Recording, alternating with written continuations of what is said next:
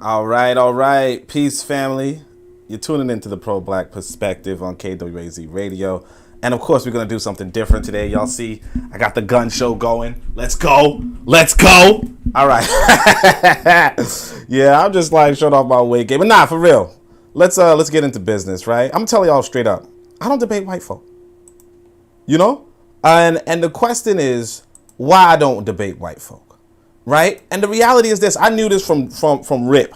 Okay? I knew this from RIP. By the way, I know somebody tell me you want to see the guns. Is my camera going? Somebody tell me you want to see the guns. Like I could zoom in. You gotta make sure that you keep yourself healthy and you work out and you do your exercising, because if you don't do that, you know, you're done, right? Don't forget that you are your body. You know, you are your body. But beyond that, since you know nobody's in the chat, nobody's saying nothing in the chat, I'm gonna say this. I wrote this thing. Look at this, December 11th, 2011. I don't know if I should have a beat on in the background or not, but I wrote this thing in September 11th. Let me drop this beat. And why that's important is this. From jump, I was telling you, look, you can't win debates against white folk. I know. You say to yourself, that sounds like some white supremacy bullshit, right? That sounds like you saying that this white boy is superior. That's not what it is. You have to understand what winning means. When you win at life, you have to understand what winning means. You have to understand your conditions for victory. Being right don't make you win. You know, if you, well, I'll say it this way. If you like a woman, she don't brush her teeth. Right? She don't brush her teeth. Finally, and you tell her, you're right. She needs to brush her teeth. She needs some damn hygiene. Okay? You can tell her that. You're going to say, hey, look, you need some hygiene. Right? You're right. Now, she says, look, man, I can't with you. You don't want to accept me for who I am, you know, even though whatever. Right? She leaves you. Right? Later on, she with another man. She treated him good. She treated him right, all that stuff. And she cleaned her damn teeth. She cleaned her damn mouth. Did you win? Now in some capacity, you feel like, hey, you know what? I won in the sense of, well, she realized I was right. You know? She realized I was right. I'm mad y'all can see me, so now when I make these funny faces, I'm like, wait, that's what he look like? And y'all see the melanin coming through, melanin popping. Let's go. Yeah, I'm telling you, man, this shirt I actually got it in Ghana, by the way, if y'all want to know. But the point is that you don't win. You have to know your conditions for winning. And when you know your conditions for winning, then you get it. Okay, I see I got Tanzan in the chat. Tanzan saying greetings to Oni. Greetings, Tanzan. See the gun show? You see the gun show? Okay. You know what I'm saying? You got to stay fit. Everybody got to stay fit. You already know. All right. Let's go to this. So it says the fable, the debate winner. All right. So this was December 11th, 2011. All right. And it's actually based. I think I might have been inspired by this dude that I'm going to show y'all next. So you see the two articles in the chat. All right. I say, listen, siblings, I come in peace. This is how I always, introduce my articles back then, right? The problem with Europeans and Asians is Europeans and Asians. The solution for Africans is Africans. Y'all need to understand what I just said. Okay? Now, I might summarize it now and be like, the problem with Eurasians is they're Eurasians, and the problem with solutions, the solutions for Africans is Africans, right? Or the problem with Eurasians is Eurasians, right? Whatever. But you need to understand what I just said. Okay? Why are they the problem? Because they are. That's it. Why are you the solution? Because you are. That's it. Anything short of that, if anything you know deviates from that, then you're still confused. I'm just going to tell you like it is. All right? So what better fable is there to teach the truth than the debate winner? What better fable is there to teach leave him in error who loves his error, or the philosophical basis of racial separation? These are two different articles than the debate winner. Below, you'll read an African who wins a debate against a European. He wins a debate. Okay? See what happens. Then realize that many, many Africans who become learned seek the same path as this debate winner. Then lend your aid to building, back in the days, this was the BOCO, African Blood Siblings Community Centers. And I said, write more for information. Part of what I was doing back then was trying to get folk to put down the community centers and stuff. I feel like my camera's grainy, which doesn't make any sense. It's clear on my end, but, it is what it is. Can't do much about grain, Now, we're going to go into the fable, the debate winner. All right. So, and the thing is this is like my old style of writing. So it's going to be a little bit confused, a little bit confusing. I'm not going to hold y'all. So I'm going to try to update the language a bit, right? But I say, look, after 10 full rounds, spanning 10 full days, imagine 2 people debating for 10 days. The original, that's the African. And the Occidental, the Westerner, that's the European. Genius, geni, black and white. Finish their debates with a handshake. Once again, the African proved himself more crafty and more witty than the European. The ignorant whites were appalled. The elite whites were applauding. So now you're going to go back. This is 2011. And I'm already telling y'all the difference between the commoners and the elites. Okay? You have to pay attention to this. This is one of the most critical thoughts you're going to get in this world, that you have to distinguish between the commoners and the elites, because the elites are going to applaud you and the commoners aren't. See, Marcus Garvey was saying, hey man, you ain't never seen no politicians at the lynch mob. You know what I mean? It's not true per se, but the reality is the people who are really going around lynching you are the commoners. He's like, oh, the businessman, he don't need to go out there and lynch you. Not that he don't want to, not that he can't. It's that, first off, the businessman knows how to use you. You see what I'm saying? That's why he's applauding in this debate. He's using you. When you go out and debate these white folk, they are using you. You're like, oh man, like if I go and debate a white, because I'm telling you, go back in time. And I mean, for those of you like, hey man, why don't you just read the article? I want to hear the article. First off, it's like 5 paragraphs. You know what I'm saying? like you could just get reading yourself. But on the other hand, like it ain't even that big. But the other thing is this. I want y'all to understand what's going on here. Right? Plus I gotta show off the freaking working out. You know what I'm saying? Look like I lost 30 pounds, I think. From this year. You know what I'm saying? I was getting big. I need to lose maybe like 5 more or maybe 10 more, but doing it for myself. Anyway, what was I talking about? So the ignorant whites were appalled. The elite whites were applauding, right? What were they appalled and so you understand that these elite whites, these bourgeoisie, the so on and so forth, they use you. The police, they use you in the freaking prison. Everybody uses you because they know that your work. Other white folk, the white communists, they don't use you. That's why they throwing you out. If you talk about xenophobia in different countries, right? In different countries, you're always going to see the xenophobic are the communists. You go to South Africa, you go to, you come to America, or you go to America, you go to Ghana. The people who are on the bottom don't like the other people on the bottom. You understand? Now you call it racism. You understand? But it's really about power. It's always about power. Make sure y'all check out the Book of Power. So let's see the learning curves here. She says greetings. She's telling everybody greetings. Tanzan repeating greetings. Kofi's here saying greetings. You already know. I'm mad this camera thing is just not like I put on this shirt. You know what I mean? But it is what it is. I was like, let me put on some clothes. Anyway, so here's your reward. Said a powerful Occidental, handing but a measly trophy and a measly amount of money. You spent 10 days. You get a little trophy, you get some money. Good show, said the losing Occidental, smiling a genuine smile for having been bested and thus bettered. You understand? You guys debate, you debate on African history and you're like, yeah, you see? And this is why African people are, you go through all the books, you go through all the literature, whatever. Good show. Handshake. You beat me. There shut the lights and the class of approval died down with the crowd. Okay? Held in the hands of the motionless original, the motionless African, was proof that he won a debate. But was he to believe the Occidental or his lying eyes? Was he to believe the white boys, the white folk, or his lying eyes? Okay? Since that time, the losing Occidental, the losing white boy, has joined the elites. You see what I'm saying?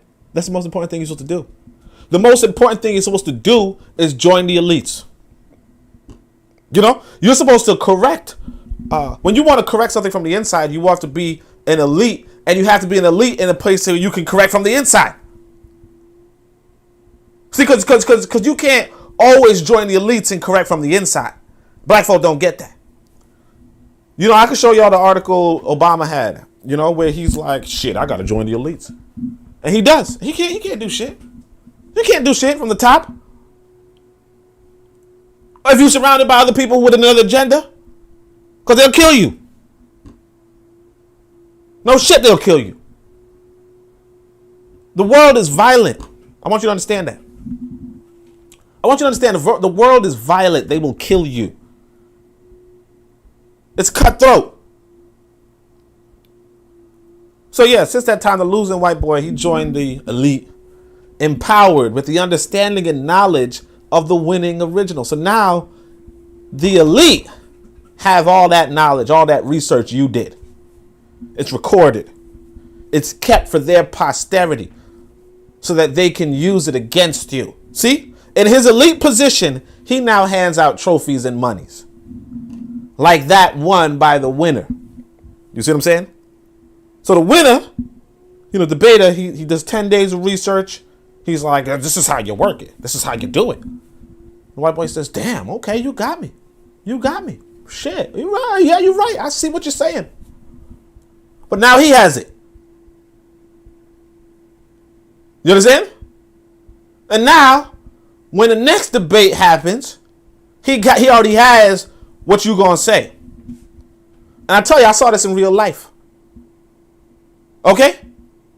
I saw this in real life in the sense of this. I was a young man. I was like on a political forum or something like that. And these white boys were like, what are you, some sort of black nationalist? I didn't even know what black nationalism was. He's like, what do you believe in, Yaqub? How you believe in Yaqub? You think that Yaqub created white people 500 years, 2,000 years ago?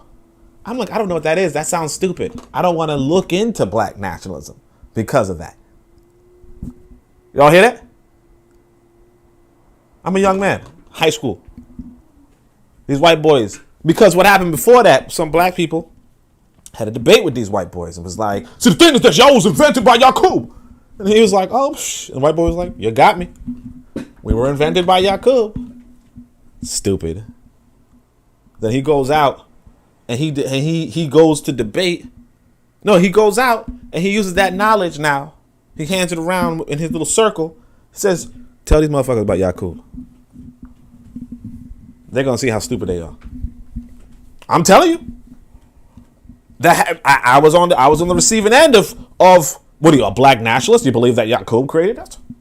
Created white people? And I was like, I don't know what the fuck you talking about. That sounds stupid though. Y'all like my hair though? I be doing this shit all the time. I be like, fucking lying shit. By the way, this is called Freeform locks. For those who don't know, this is when you just like let the locks rock. Tanzan says the ignorant are appalled, the elites applaud. You got it. Tanzan stay rhyming. All right, so anyway, what was I saying? So since that time, the losing Occidentals joined blah blah. He hands out trophies and monies like that won by the winner, and he adds all of his knowledge to the oppression of African people. Okay? Now, I might even like wean away from saying oppression these days. I stopped saying it. Because again, you have to get out of their land in a sense. You have to get out. You have to get out and you have to go to your land and you need to be a man or a woman. But you got to be a man. Right? You need to go to your land and be a man. That's it. And you ain't going to be a man while you in their land. Because see, the thing is this, like I said, you got to join the elites. You ain't never going to be no damn elite. And if you are elite in their land, you got to follow their agenda. Period. Don't think you don't. Because that's how the world works. If I go to Igbo land, right? If I go to Igbo land and I say, let me join the elites of the Igbo, I gotta follow the ways of the Igbo. I can't go too far against the Igbo line. You understand? If I'm trying to integrate into the Igbo society. Now, if I'm trying to be against it, that's different. You understand? That's how the white boy did it. The white boy was like, no, I'm not joining your Igbo circle. I'm making my own fucking circle. I'm taking over this fucking land. I'm taking over Lagos, period. Now, you could go about that way, or you could go about the way of, I'm going to try to integrate. But whatever it is you do, you got to understand that whoever, when the white boy took over Lagos, he was the motherfucking elite. I'm telling you what an IS is. I'm telling you what an IS is. Right? So tragically, through it all, the original gained nothing. I mean, sure, you could say, hey, man, but didn't he get that trophy? Didn't he get that measly amount of money? And this trophy, measly amount of money, this is actually a reference to this white boy's book. I can't remember what it's called. I think it's like Balzac or something. I think Balzac wrote it. Madame Bouvier, I think it's the name of the book. But like eventually this and this is in France. This is in France. Ain't got no white people, no black folk there in the story. Madame Bouvier, right? I think that's the name of the book. And at some point in the book, some white woman was working as like, I don't know, like a maid or something. Oh, not a maid, but like she was working in some factory. I don't know what it was, but she was working for like 50 years. And after that 50 years, the white people gave her a ceremony of a little trophy and some money. And so Balzac makes a big point, like, damn, you gave 50 years of your life and all you got was this. And that's how they treat their own. So you go back to the African proverbs where it says, if a crocodile eats its own eggs, what do you think it's going to do to the flesh of a frog? If the crocodile eats its own eggs, what do you think it's going to do to the flesh of a frog? If a motherfucker's eating his own eggs, you know what I'm saying? Like some of y'all sit there like, I don't know, what could it be doing? If a motherfucker's eating its own damn children, if it's savage to its own damn people, what's it going to do to yours when you weak? That's the only reason why you want to study the Occidentals. But there's a risk to that, and we're going to talk about it. He says, through it all, the original gained nothing. In the course of his research, he researched Occidentals, he researched white folks who disrespected black folk. His genius, once pure, now has a tinge of Westernism that doesn't at all fit with his ancestors' philosophy of Africanism. So now, because I'll tell y'all the truth, it's like I think that was some Kant line or something. I think it's Kant or one of them, Nietzsche, I don't know. But one of them is like, when you look at the beast looks at you. And it's true. The more I read this book, Wealth of Nations, right? The more I read Wealth of Nations, the more I'm like, this motherfuckers make sense. He's putting down some logical arguments. You understand? Now, of course, I come across a lot of the parts of the book where I'm like, see, this is the problem. This is the problem right here. But the reality is that as long as you are looking into this motherfucker, it's looking into you. You don't forget anything. You understand? You don't forget anything. Every day of your public fool system, if you were in the public fool system, every day of your public fooling, right? Your public schooling, every day of that is in your brain. Every day. Every moment. This is why you say to yourself, hey man, what was my crush back in middle school? All y'all know who it was. All of y'all know who it was. All of y'all know his or her nickname. You understand? Shit, you know your crush back in elementary school. You know it on top of your tongue. You know when somebody passes you by, you're like, oh, who was that person? Who was that person? Oh yeah. Everything that you've experienced is still in your brain till you die. Everything. Everything. Everything. I gotta ask you right now, hey, how does jollof taste? You like, shit, you bring it up. How does caramel ice cream taste? Small ass detail. Small ass detail. You know? You know what happens when you drop a bowling ball on your foot? Everything. You know? Images coming to your head. So his genius, once pure, now has a tinge of Westernism. He's now more white. So in the end, this champion of debate learned only one thing. As a debate requires one to listen to one's opponent, an African cannot win a debate against a white person. You can't, because you got to listen to him. Because once you listen to a white person and process what that white person says, it's certain that you have already lost. Now, I think the bigger conclusion, you know, of course, this is just me. This is 11 years ago. Y'all can't tell from I think it says on the top. Yeah, if y'all can't tell. This was December 11th. I probably wouldn't end with this conclusion. You know, I think this one right here is the main one, which is that at the end of the day, this white boy is going to join the big kids table. He's going to sit at the big kids table, and you still going to be at the little kids table. You understand? And so here was this dude. So I said, look, same day. I said, this is a real life debate winner. YouTube. His name is Superior Carbon L1, L2, L3. Just a random ass YouTuber. He doesn't here's his account. He doesn't. Well, I don't know. I'm afraid. I'm reluctant to click on it now. But I wrote this like 10 years ago. This dude has no videos. Oh, he still doesn't have videos. Okay, he still doesn't have videos. This dude. He was in this. I've seen his performance on the recent. Yeah, so this stupid video. Okay, look, it's not even here anymore. Okay, so some video about some tram experience. I don't even know what it was about now, right? But we'll look into it. And I can't even go through all of this. This one's a long article. I can't even go through all this. But let me check the comments to see what Wagwan.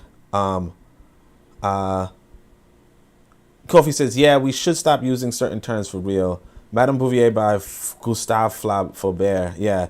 Nietzsche, if you stared long into the abyss. Okay. Brother Bakari is here. By the way, y'all gotta respect Brother Bakari. Brother Bakari is like a real life elder. I want y'all to realize that. This is a real elder. Like when I tell y'all people gotta look at their lineage. No, like when people talk about lineage, right? And say, hey, you know, my ancestors did all this good stuff, so on and so forth. This dude could actually say, my ancestors did all that. A lot of folk can't go back to their lineage and show that out. So make sure y'all check out Brother Bakari. Of course, check out Tanzan as well, and all that jazz. But yeah, Tanzan knows her stuff. See, I'm telling you, nobody forgets anything. This is an example. Tanzan's like, oh yeah, Nietzsche, if you stare long into the abyss. You know, Madame Bouvier by Gustave Flaubert. Nobody forgets anything. You know, it's not like Tanzan just had that book laying down right next to her. No, it's in her mind. And you got to realize that nobody forgets anything. So every time these white boys come give you something, they're leaving it with you. And you might be like, well, aren't I leaving something with them? Yeah, sure. But who got the power? Where you at? Who got the power?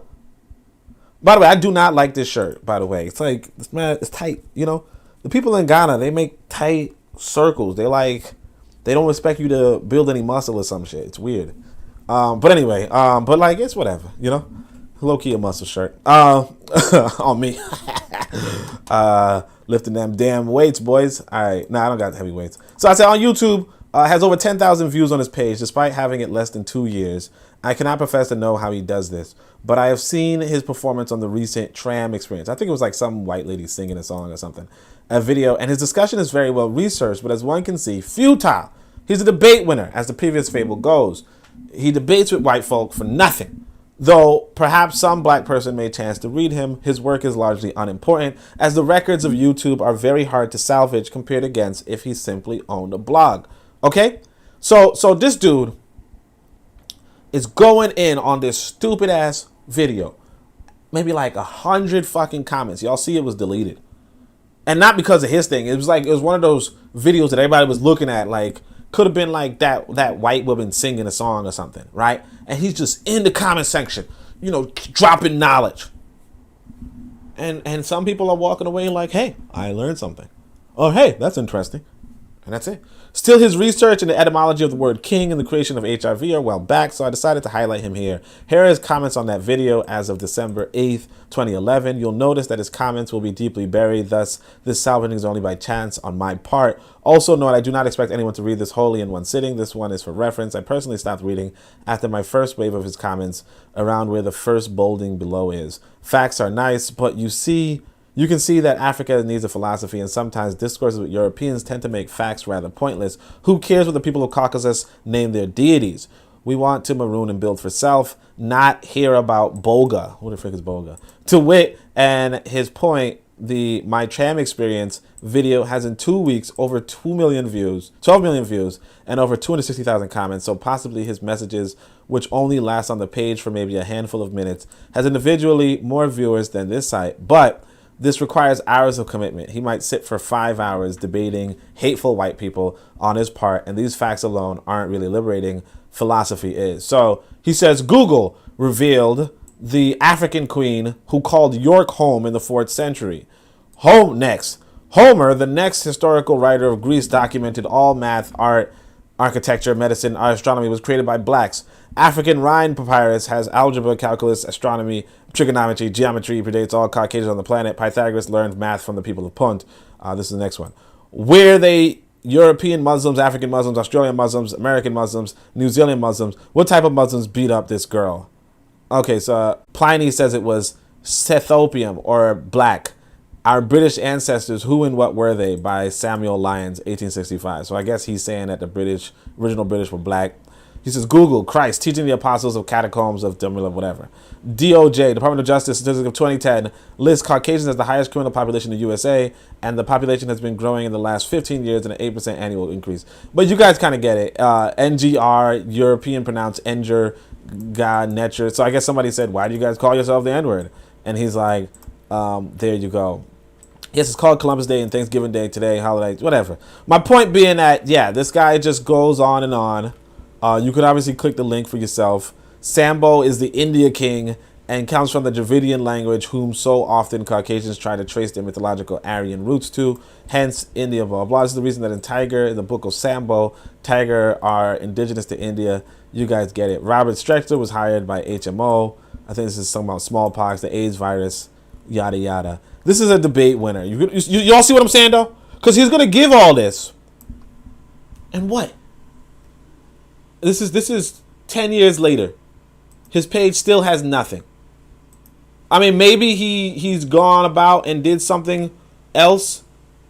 Here's an article for European created fragments of fossil face forebears 35,000 years ago. The European created fragments. So yeah, this is it. This is all you have to show. And it's like, if I didn't record this, not that he's probably active now, but you can't even find any of his activity. So, yeah, this is what we do. If you study the language, that would know that people in England received the spelling of the word color from the French, and it was corrupted from the Latin word color. Latin language is the original word color, and y'all get it. Y'all get it. But anyway, see, I said I read the book and Balzac too. Yeah, Balzac. But yeah, that's pretty much the gist of it. I mean, I wish I could do a StreamYard, but I'm gonna what's his face. But that's what I'm saying. This is why I don't debate white people, because when you debate white people, right, you have to realize that you're still going to be, you're a commoner. If you're in their society, you're still going to be a commoner. Okay? And so what's the point? If you're not socially advancing, what is the point of debating them? What's the point? You understand? You have to be about pursuing power and seeing how it can get to you. This is why, what's his name? Dr. Clark was like, hey, I don't debate my equals. No, I don't debate. I only debate my equals. Everybody else I teach. Right? That's what he says. Right? But you gotta realize, as smart as Dr. Clark was, they put him into a professorship at Hunter College, a city college. a city college in New York. They said, hey, kid, you could be just a regular ass professor in New York. That's it. Remember Ani, brilliant. They said, look, you go to city college. I think she went to city college in Hunter too. Right? That's it. You understand? They said, okay, yeah, you can have a teaching gig. Fine, we'll give you a teaching gig. You know? And then to this day, they gave Dr. Clark nothing. And they gave Miriam Ani nothing. Miriam Ani, I'll tell you, we read Urugu as a group. Right? We read Urugu as a group. And by the way, if y'all join the Discord, y'all see the Discord, I linked. So Cicely was there, Keta was there, obviously. Cicely was there too. She was like the resident elder. Her daughter recently gave an interview about being a repatriate in Ghana. So you guys can go check that out. I got the link in the, you got Discord and so on and so forth, right? But why I pointed out, and actually I met them in Ghana. So that's cool too, right? But what I want to say is this. Right? You don't win. Remember Ani to this day, brilliant sister, brilliant woman. Is she leading any projects? Any substantial, real, elite leadership positions on the continent? Right now. You got brilliance coming out of you. No. See, that should be the tragedy of the age. You know what I'm saying? And the thing is this, I want you to understand. Even if you debate a black person in the West, it ain't gonna do nothing for you. But you damn sure won't do nothing for you. Only thing you could do if you debate a white person is that you will give him power to club you in the fucking head. Because he gonna be ready for the next time.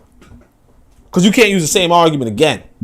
You're going to be like, oh, well, And it doesn't even matter if you make an argument. Like I said, it don't matter if you win because he's going to still go where he needs to go. What's his name? Dr. Clark, I don't know who he debated. I never watched the debates. In fact, no, let's say Dr. Clark debates Cornel West. Cornel West is a professor in freaking Harvard.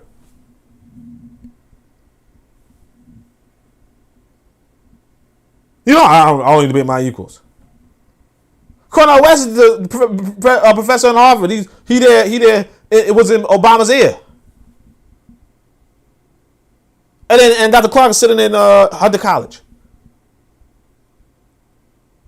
You got to understand what I'm saying. It don't matter.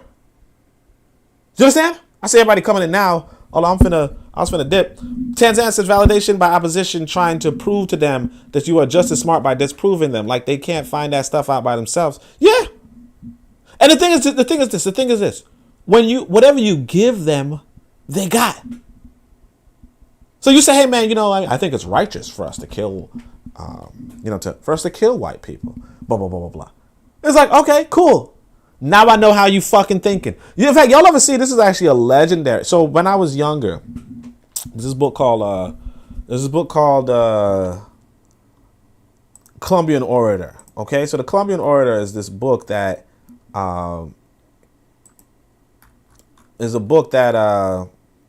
Frederick Douglass used when he was trying to learn how to read, right?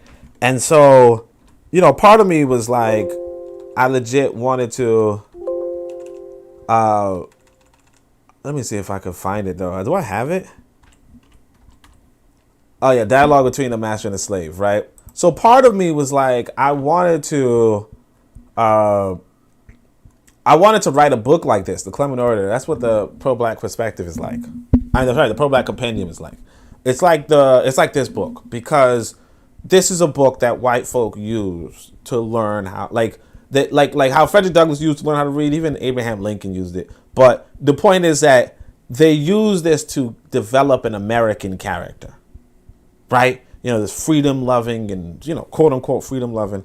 And so this was one of the dialogues in the story, and it was one of the most impactful dialogues for Frederick Douglass. But as well as like when I saw it, I was like, yeah, that's pretty cool. But this is kind of like the debate winner. You know, this is like kind of like the debate winner. So before we go into that, I'm gonna just remind y'all that I'm part of a podcasting network.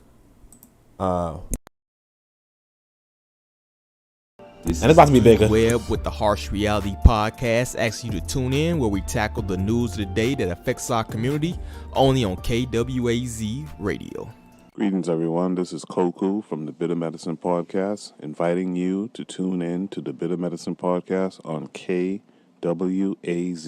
Radio.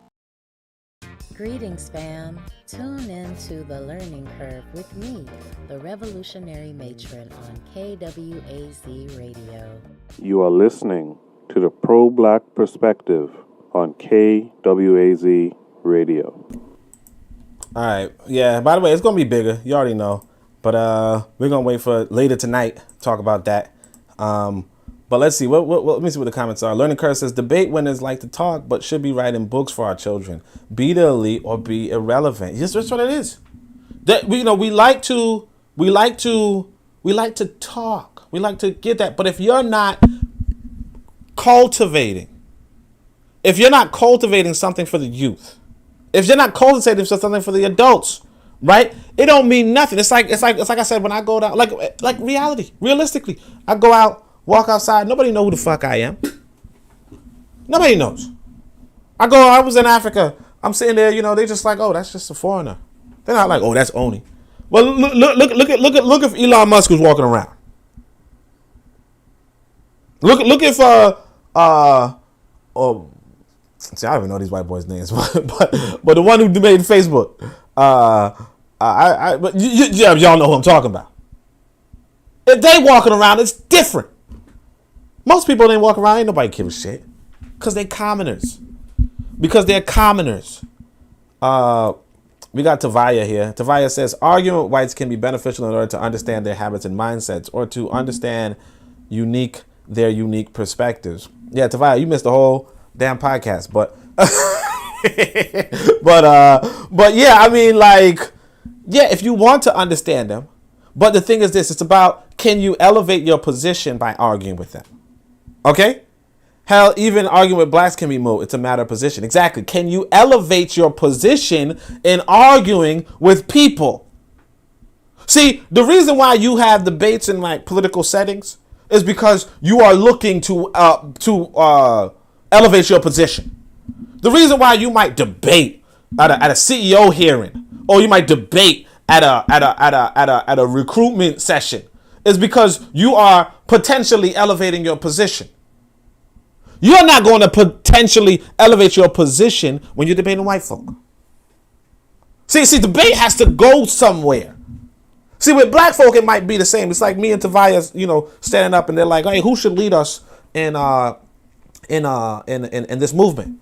Which one? Who should lead us? We have Tavaya and we have Oni, right? Then we could debate, and it would make sense because one of us could then walk away and be the leader. When you debating these white folks, they ain't saying, oh, who's gonna be the leader?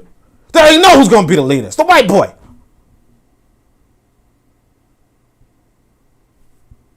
They already know.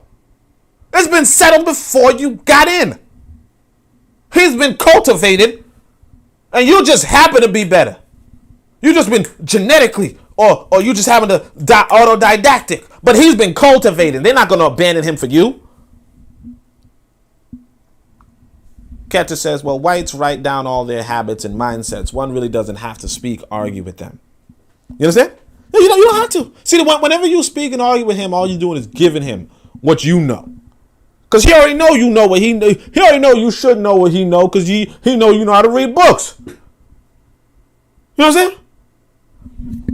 Now, the only why I didn't get this book is because it's on the floor and, I don't want to crouch down in front of people. But right here, if you want to know what he thinks about nation building, what he thinks about developing wealth, all you need is this. That's all you need. He says, look, man, you're going to thumb through this book and you're going to be like, well, you see on page 14, he says, and he's like, oh, that's nice. That's nice. I wrote it. I studied it. You don't gotta, oh, how am I going to know what he knows? Well, maybe if I engage him in conversation. Just You read. That ain't complicated. You know what I'm saying? He sat you down. You know what I'm saying? This white boy sat you down and taught you how to fucking read. He said, look, man, if you wanna learn something, well, you could just, here's how you pronounce these words. Accustomed, different, causes. Now these mean, he sat down and taught you how to read.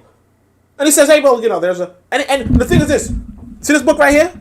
All of us heard about it. 2 of us read it. Shit, I didn't even read it. What am I going to hold y'all? Look, y'all see my bookmark? I didn't even fucking read it. All of us heard about it. 2 of us read about it.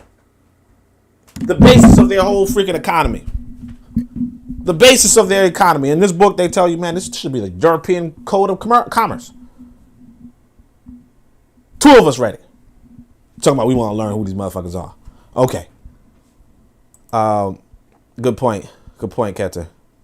The learning curve says and good conversation, Tavaya. You know, my brother from another mother. By the way, check out Tavaya. Tavaya's on Discord too. Good people.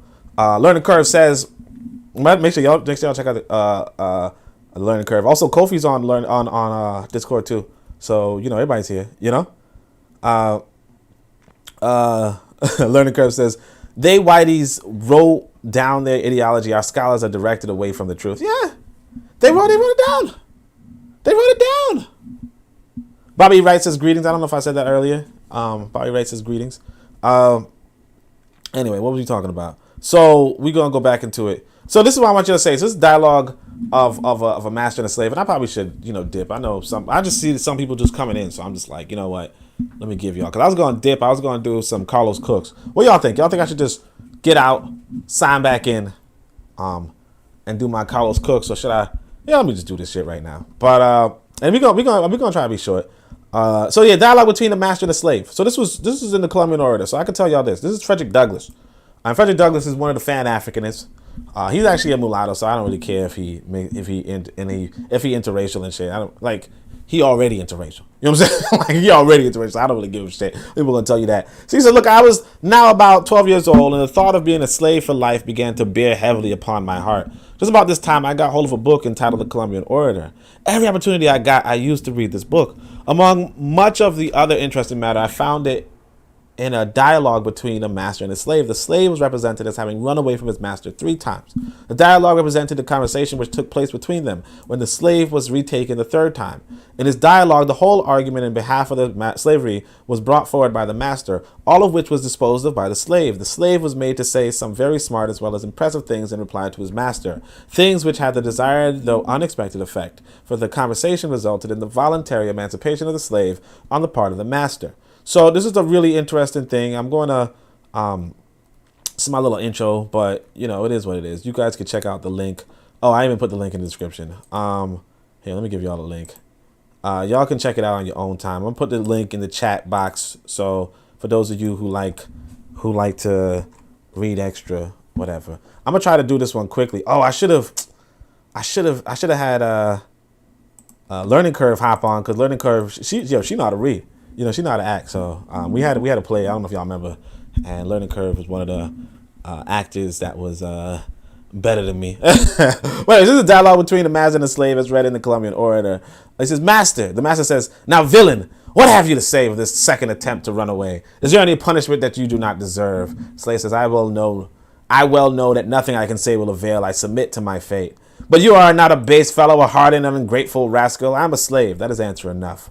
I am not content with that answer. I thought I discerned in you some token of a mind superior to your condition. I treated you accordingly. You have been comfortably fed and lodged, not overworked, and attended with the most humane care when you were sick. And if this is your return, since you condescend to talk with me as a man to man, I will reply, what have you done? What can you do for me that will compensate for the liberty which you have taken away? I did not take it away. You were a slave when I fairly purchased you. Did I give my consent to my purchase? You have no consent to give. You had already lost the right of disposing of yourself. I had lost the power, but how the right? I was treacherously kidnapped in my own country. And look, what country are you talking about? Because when you're Native American? I don't know. No, I'm specific. All right. When following an honest occupation, I was put in chains, sold to one of your countrymen, carried by force on board his ship. What ship? Aren't you a freaking Native American? No, I'm just messing. All right. Brought hither and exposed to sale like a beast in the market. Where you bought me. What step in all this progress of violence and injustice can give a right? Was it the villain who stole me and the slave merchant who tempted him to do so? Or in you who encouraged the slave merchant to bring his cargo of human cattle to cultivate your land? It is the order of providence that one man should become servant to another. If ever has been so and ever will be, I found the custom and did not make it. You cannot but be sensible that the robber who puts a pistol to your breast may make you the same plea. Providence gave him a power over your life and property. It gave my enemies a power over my liberty, but has also given me legs to escape with, and what should prevent me from using them? Nay, what should restrain me from retaliating the wrongs I have suffered if a favorable occasion should offer? And now I want y'all to remember this. So this like I said, like when I was a youngin' and I was a young little liberal, I was all, damn, this is deep, this is good. And the thing is this, white folk, this is the book that white folk were reading. A lot of liberals, Abraham Lincoln, and them, they were reading this shit. I'll just let you know.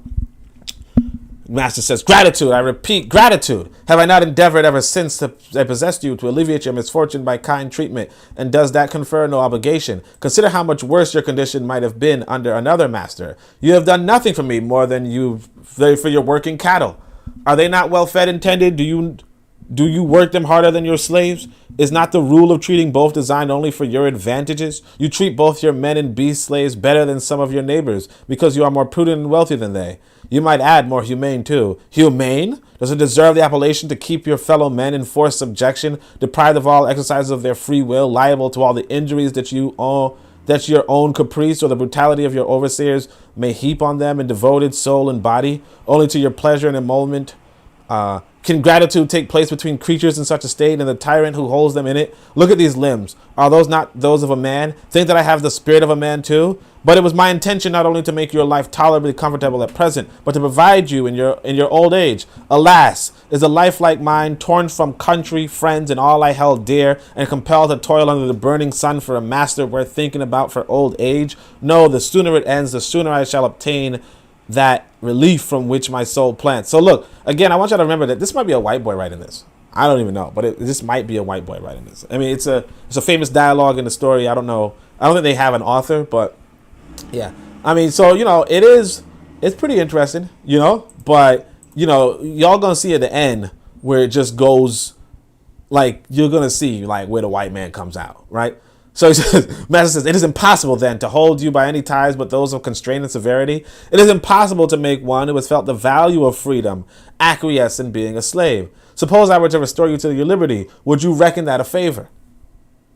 It says, the greatest. For although it would only be undoing a wrong, I know too well how few among mankind are capable of sacrificing interest to justice, not to prize the exertion when it is made. Okay, pay attention. I do it, then. Be free. The master says you're free. And this is a story of America right here. All right, this is a story of America. Listen to this. Now I am indeed your servant. What the fuck? Y'all understand? So wait, when you get free, what could you possibly do in another foreign land? Like homeboy said. I mean, he said it. This is what white people think. I was torn from my country, friends, and all I held dear. Okay, you free now. Okay, well, I'll continue to be a servant. As they say, Ketserat Bumbaclot. You understand? Let me see what the comments are before we keep going. Brother Bakari says, because at young age, regardless of society, trying to show and teach our youth, show them what they can do. Ketcha says, for real. But Brother Bakari says, Frederick Douglass called Isaiah T. Montgomery a traitor because he built Mount Bayou, Mississippi, and believes in separation. Shaking my damn head. Kofi says, yeah, Ketcha, we'll post the book in the Discord. Oh, sorry, I think Frederick Douglass sometimes referred to himself as an Indian. Oh, Kofi said that he sometimes referred to himself as an Indian. All right, let's go back to this thing. So he says, I'm your servant, though not your slave. And as the first return I can make for your kindness, look at this. I will tell you freely the conditions in which you live. You are surrounded with implacable foes. So now he done snitch on everybody else. Okay? He done snitched on everybody else. You are surrounded. I'm telling you freely. Okay, now that I'm your servant, let me tell you about these motherfuckers. motherfuckers. Let me tell you about these motherfuckers. All right. You are surrounded with implacable foes who long for a safe opportunity to revenge upon you and other planters all the miseries they have endured. The more generous their nature, the more indignant they feel against that cruel injustice which had dragged them hither and doomed them to perpetual servitude. You can rely on no kindness on your part to suffer the obduracy of their resentment. You have reduced them to the state of brute beasts, and if they have not the stupidity of beasts of burden, they must have the ferocity of beasts of prey. Superior forces alone can give you security. As soon as that fails, you are at the mercy of the merciless. Such is the social bond between master and slave. But see, white people paid attention to this line right here. What's going to keep you safe is superior force. We're going to talk about this on Sunday. We're going to talk about this tomorrow on the Enemies Within. How Sri Lanka lost its superior force and is now being taken over. Okay? See, America don't plan on losing its superior force. Europe don't plan on losing its superior force. The colonies don't have superior force. Okay? They got superior force. They don't got superior force. Pay attention. But see, you don't win. Now, you might say, hey, this guy, well, I mean, he's no longer a slave. He's a servant in another man's land. And the other man still has a superior force.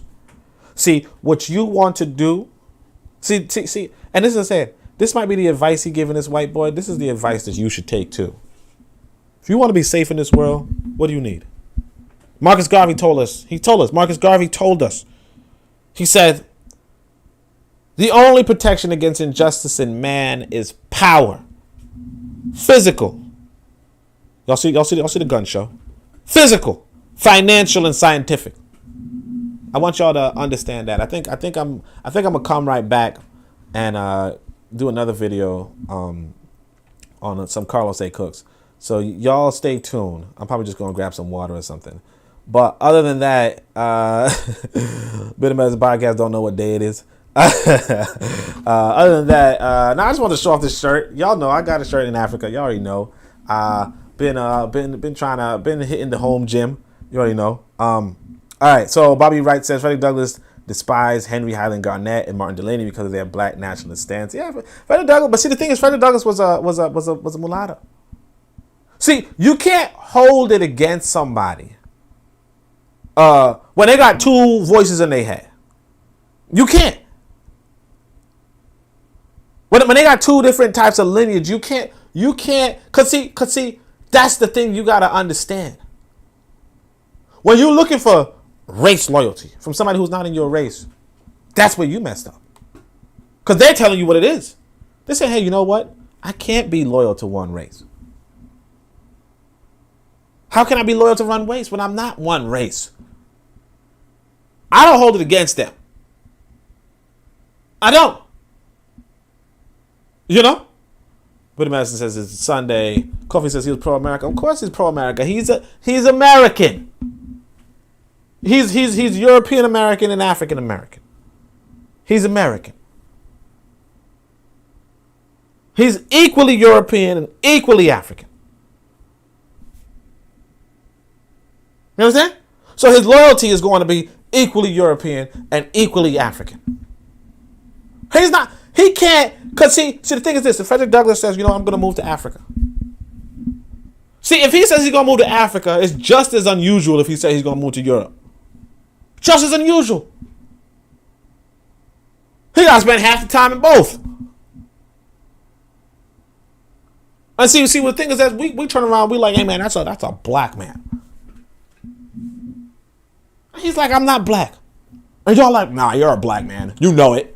He's like, no, I'm telling you, Maya Angelou, she's not born yet. They didn't understand what he was saying. He's like, Maya Angelou said, as soon as somebody tells you who they are, believe them the first time. You like, nah, I don't know who the fuck Maya Angelou is. But you a black man. He's like, I am as white as I am black. Nah, you a black man. You already know the white man tell you.